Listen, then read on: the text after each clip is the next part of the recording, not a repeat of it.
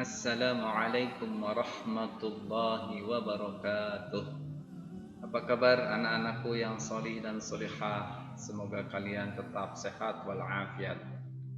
Kembali lagi dalam pelajaran PAI dan Budi Pekerti kelas 2 sama Pak Farid Kutubi. Kali ini kita akan membahas tentang kisah keteladanan Nabi Muhammad SAW. Namun sebelum kita belajar, mari kita baca doa sebelum belajar bersama-sama. Bismillahirrahmanirrahim. Rabbi zidni ilma warzuqni fahma. Ya Allah, tambahkanlah ilmuku dan pertinggikanlah kecerdasanku. Amin. Baik, kita langsung saja kisah sikap jujur Nabi Muhammad SAW.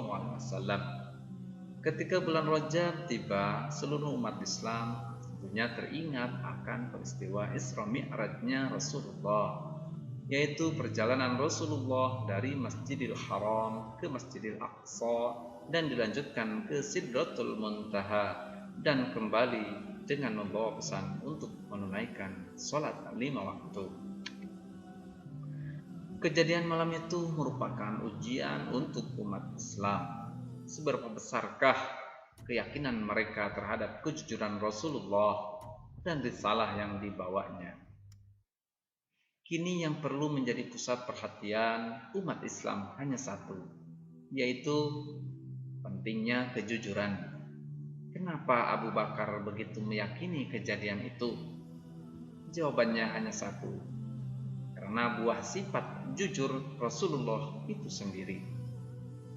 Bukan cerita asing lagi bagaimana kejujuran Rasulullah sebelum diangkat menjadi Rasul.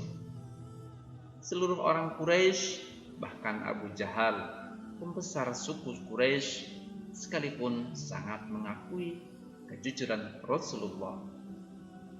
Sesungguhnya kami tidak mendustaimu, hanya saja kami mendustai ajaran yang kamu bawa. Demikian komentar Abu Jahal akan kejujuran Rasulullah di hadapan suku Quraisy. Bahkan jika dirunut lebih jauh dan mendalam, Khadijah, istri Rasulullah yang selalu bersamanya, sungguh sangat mengagumi kejujuran Rasulullah, sehingga kata-kata kekagumannya itu pun muncul air mengalir ketika Rasulullah menerima wahyu pertama kali. Bergembiralah, demi Allah, Dia tidak akan menghinakanmu selama-lamanya. Demi Allah, sesungguhnya kamu adalah orang yang senantiasa menjalin hubungan silaturahmi dan selalu berkata benar, kata Khadijah sambil menenangkan Rasulullah yang begitu ketakutan setelah bertemu Jibril di Gua Hira. Subhanallah, sifat jujur Rasulullah bukan saja tampak dalam kondisi serius. Saat sedang bercanda, Rasulullah pun tetap konsisten berperilaku jujur.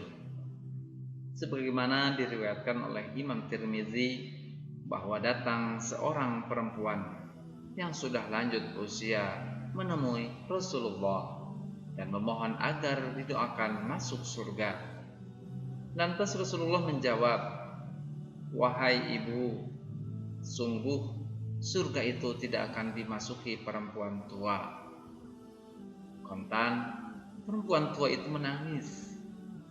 Kemudian Rasulullah berkata kembali, "Aku mendapat kabar bahwa tidak akan masuk surga perempuan yang sudah tua, karena Allah mengatakan, sesungguhnya kami menciptakan mereka bidadari-bidadari dengan langsung, dan kami jadikan mereka gadis-gadis perawan, penuh cinta dan sebaya umurnya."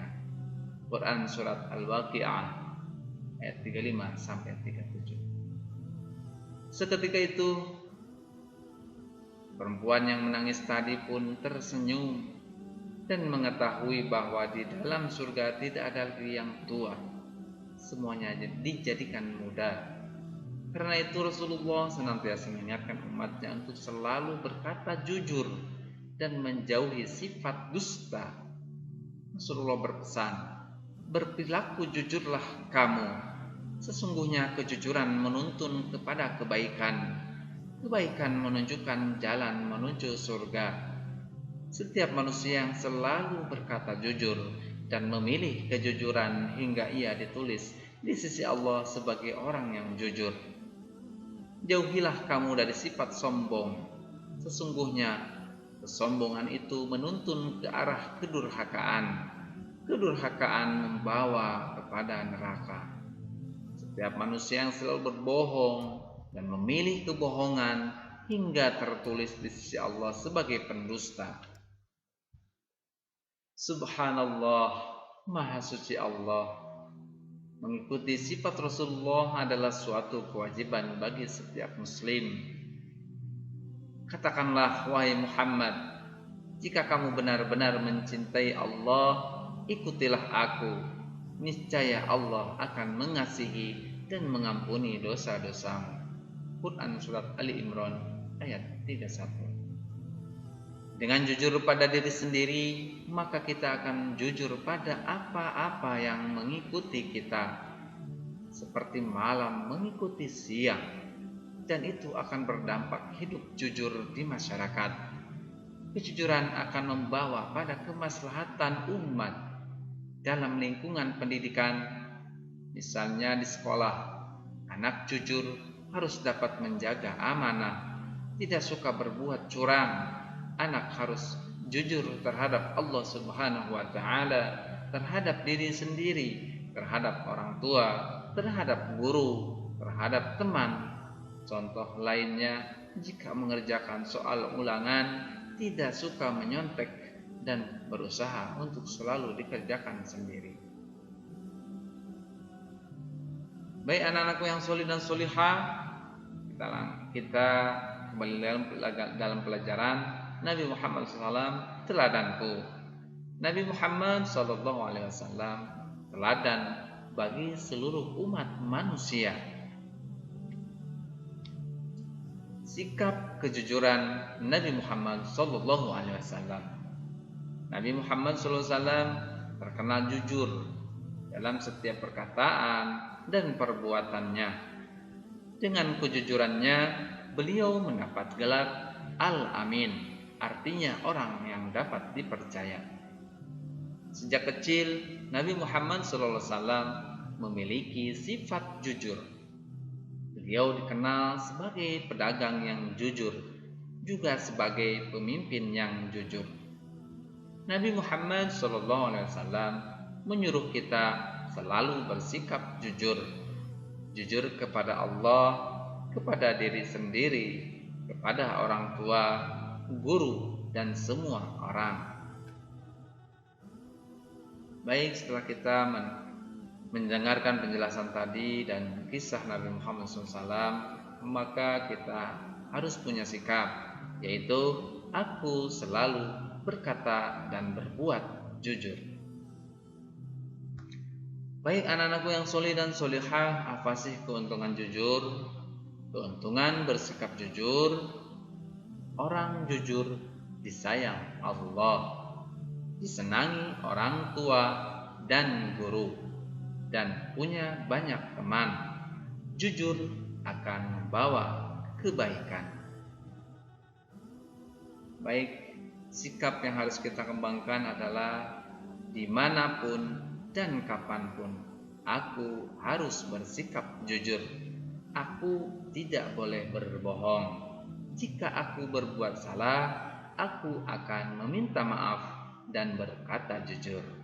Baik, anak-anakku yang solih dan solihah, itulah penjelasan tentang kisah keteladanan Nabi Muhammad SAW tentang kejujuran. Mudah-mudahan kita bisa bersikap jujur dimanapun dan kapanpun. Terima kasih atas perhatiannya. Insya Allah kita akan ketemu lagi. Wassalamualaikum warahmatullahi wabarakatuh.